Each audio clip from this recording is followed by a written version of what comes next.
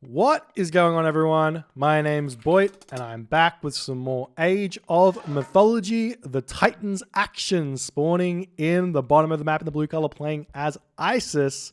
His name is Joe. His opponent today in the red color, playing as Loki. His name is Matreus. This is game number 3 of this best of 7, or should I say 4 live for civilization battle. We've already seen Atlantean and Norse gone for Joe. He's only got 2 gods remaining in this series. He's got his Isis and he's got his Poseidon. So we'll see if he's going to be able to make it work here in game number 3 or not. Now, Isis definitely a strong pick here against Loki. Definitely one of the gods I would consider picking against a Loki main for a few reasons. One is prosperity early allows you to do some pretty maniacal priest, pharaoh, barracks, axeman shenanigans in the early stages of the game to really shut down myth units and shut down the potential that Loki has. So we'll see what Joe's going to have in store for us here. We do see him finding the Thundercloud Shawl. Not exactly the most important relic to grab for an Egyptian player against a Norse player, because the Norse does not deal pierce damage. Now, the other relic on the map is the Arrows of Alpha, plus 20% building pierce damage. And so far in this series, we've had a 100% win rate with Loki. So all of you Loki non-believers out there, are we going to be seeing a 4-0 or not? That is the big question here as the game's going to continue. Joe's got also two options. He can go for Bast, he can go for Anubis as well. I'm partial to Bast in this matchup, though some people have made Anubis work, especially with Axemen to boot. You can use those Axemen to kill off the Herser as the Anubites run around and cause some problems. However, Anubites do only have a speed of, I think it's 5.5, so it can be pretty hard to run away from those Hall of Thane's Herser.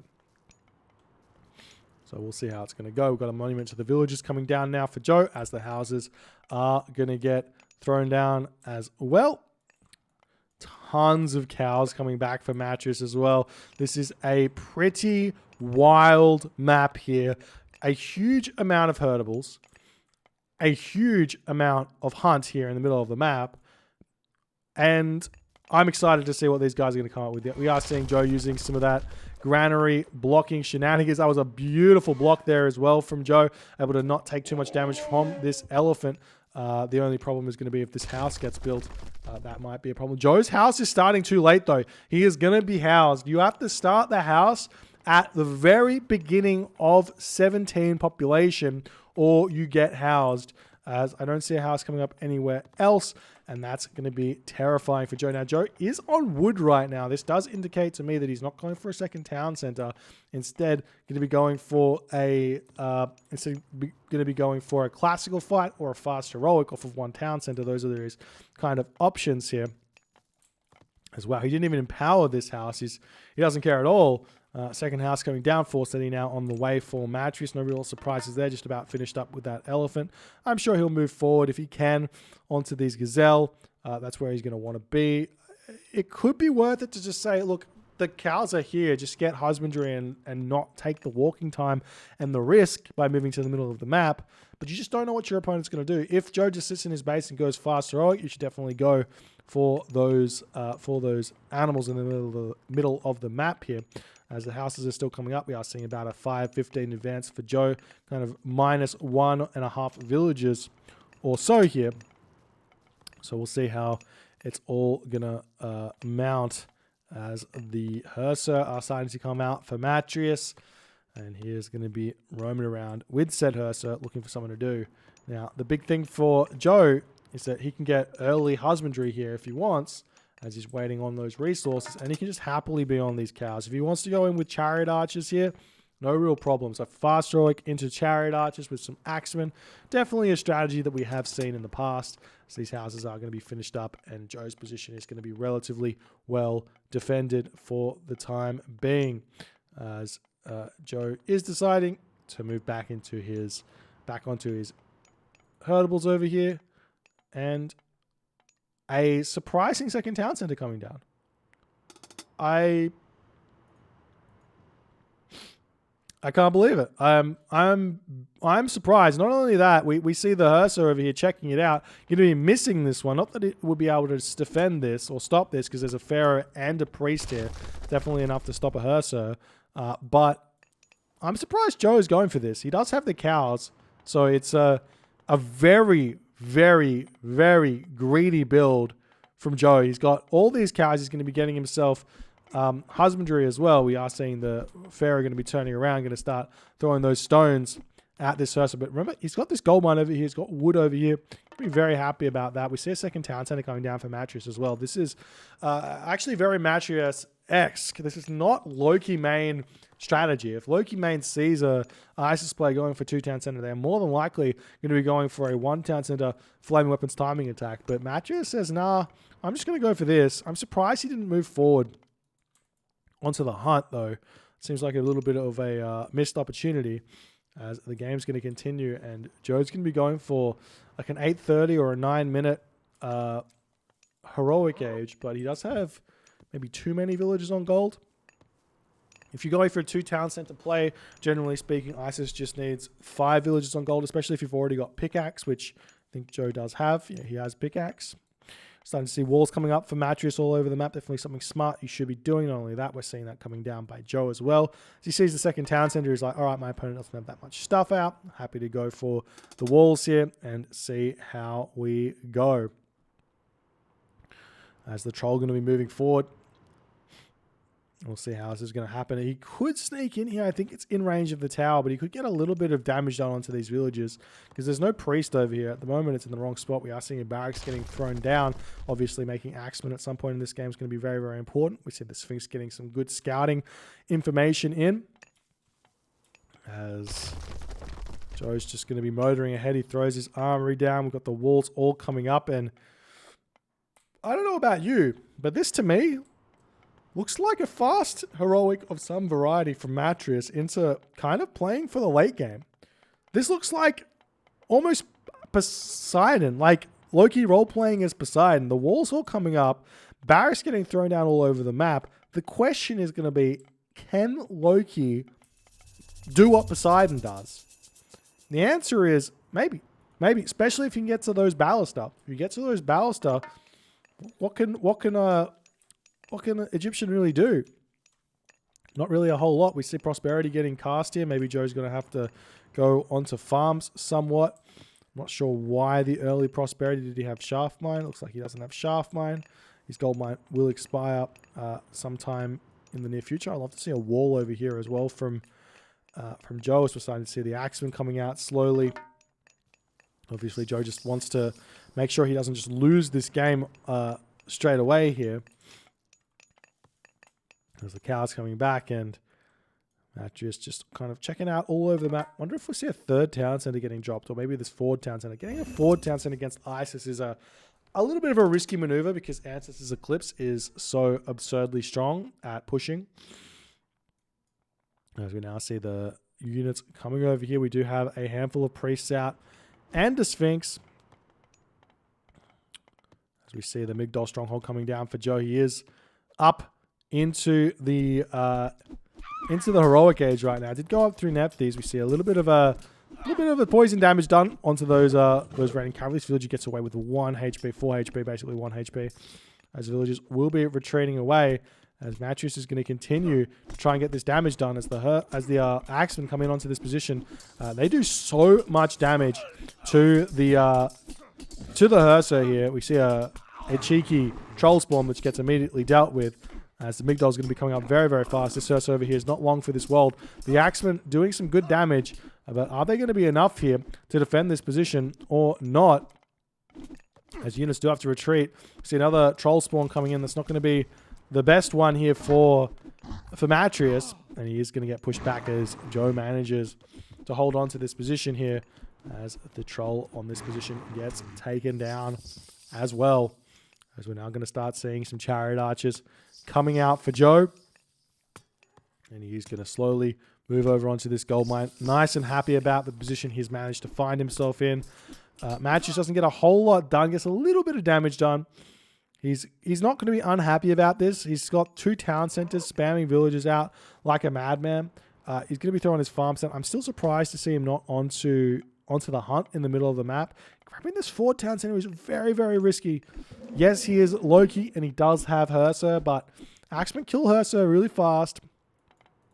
And then town centers fall incredibly fast behind this. Not only that, Joe could also think about going for a fairly quick Mythic Age here and dealing with this with a Son of Osiris and catapults and just taking it very, very slow. So we'll see this one continuing on here. As he's trying to push in onto this position as the town center's still going to come up. I don't think he's going to be able to quite stop this one. But I don't think you should care too much, as he's going to pull his units just a little bit. The Sphinx is going to get taken down very quickly here. Getting a couple more shots in as the Hersa is still getting pulled back. Those raiding cavalry are getting some good damage done, but the town center does get denied for the time being. Well played by Joe, but Matthews is going to be able to advance for the next stage now. The big question is, does he go for Bragi? Does he go for Njord?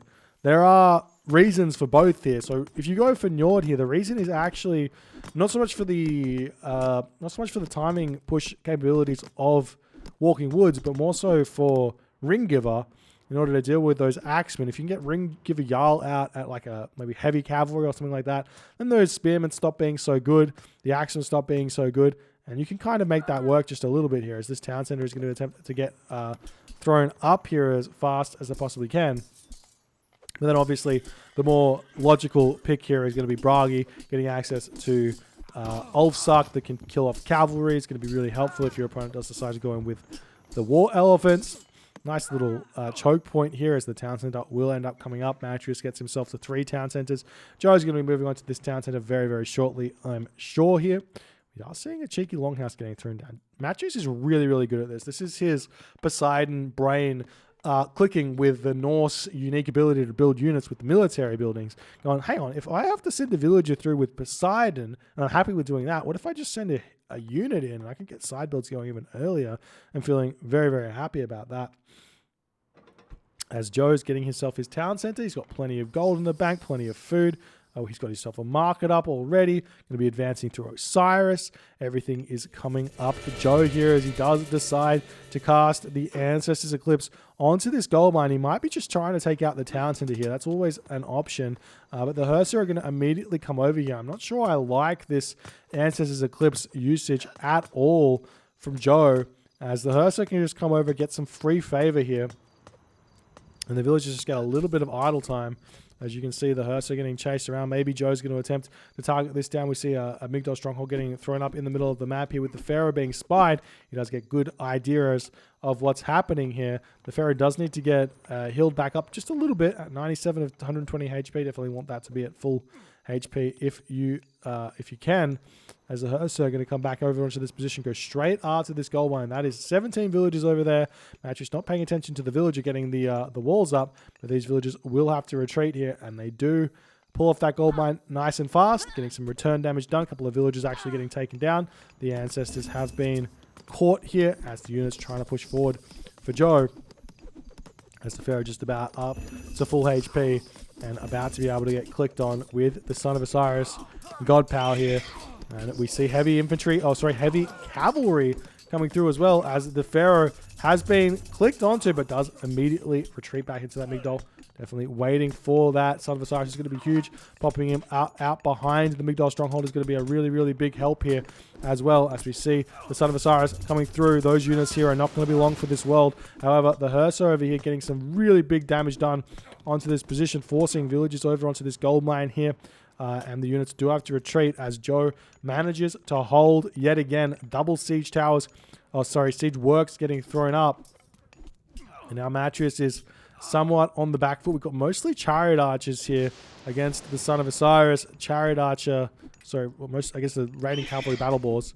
So mostly chariot archers against raiding cavalry would normally not work, but with the Son of Osiris here, it's going to be a really, really big help, as we are seeing some nice micro here from Matthews getting around onto the Son of Osiris, getting that damage done. Definitely every little bit counts here as he's trying to take it down. Normally speaking, or generally speaking, Norse needs Ballista to deal with the Son of Osiris or Frost.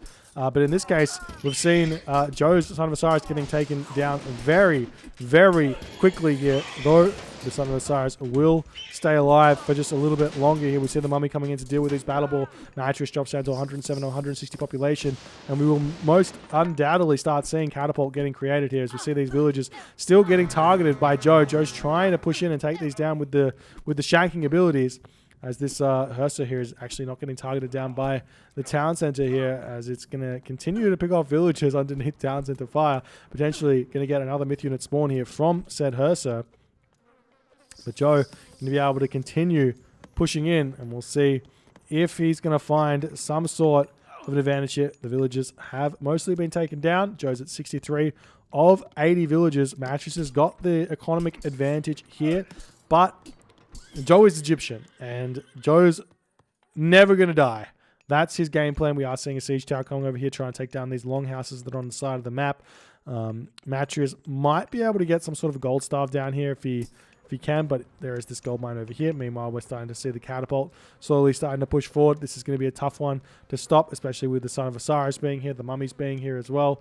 Joe could consider getting himself multiple mummies out of his temple as well, if he so chooses. We've got the battle ball coming in. That's going to be an immediate kill onto at least one of them here with that mummy, as the Son of Osiris getting caught out yet again. Only a couple of hits onto this one though, as it does get taken down fast. We see the Migdol Stronghold attempting to come up as fast as it possibly can. The Son of Osiris at 48 HP, 40 HP remaining, as Matrius says, no, not today. I am pushing in. I'm stopping this from going up. The mummy going to get pulled back. Definitely want to be using that one to take down those battle ball as best as he possibly can. We see an attempt at empowering this just a little bit faster, but the Son of Osiris, 11 HP, 2 HP, just 2 HP remaining, and the battle ball will end up sniping that Son of Osiris, and that changes everything here for Matrius, as Joe is going to be losing all of these chariot archers to Matrius' overwhelming force here.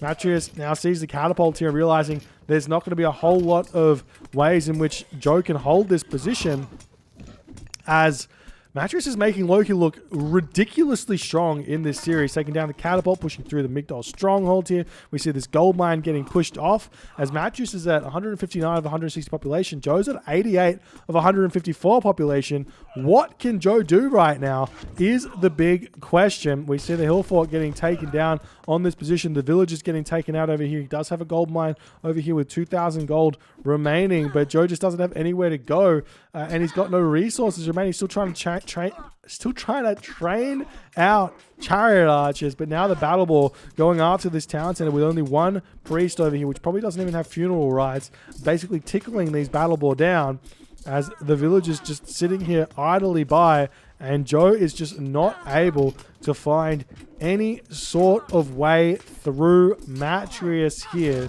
as the town center goes down with the resign. Matrius wins his third game in this series with Loki. Absolutely insane showing from Matrius thus far in this best of 7 series, showing how strong Loki can be in the right hands here. I'm not sure what happened to Joe in this game.